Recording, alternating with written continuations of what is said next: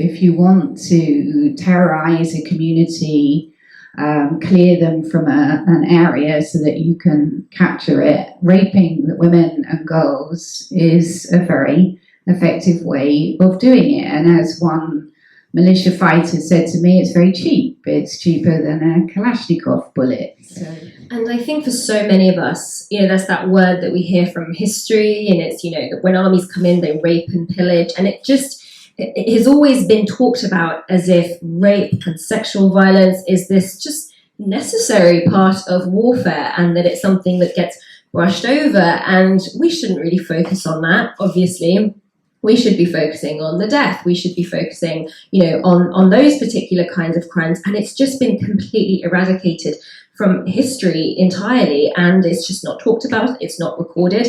But tell us about how powerful for an invading force sexual assault and rape is, and why the weapon is used so widely. Yeah, so you're right, there's always been rape in war. If you go back to the very first accounts by Herodotus, he opens the book with stories of abductions of women by the Phoenicians, the Greeks, the Trojans. The Iliad opens with abductions of women. So it's not new, but we are in 2022, where it does feel like we should have moved on.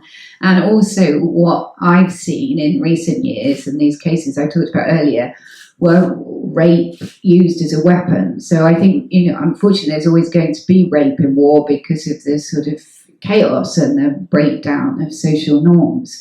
But this is something different. This is people being actually instructed to go and rape people. The Islamic State fighters were told that the Yazidis are devil worshippers and it is your religious duty to enslave them and rape them. The Boko Haram fighters were told to go and capture women and rape them. Same with the Burmese army against the Rohingya. So in all of these cases, people were actually using it as a weapon, and sadly, it is very effective. If you want to terrorize a community, clear them from an area so that you can capture it, raping women and girls is a very effective way of doing it. And as one militia fighter said to me, it's very cheap. It's cheaper than a Kalashnikov bullet. So, and that's the problem.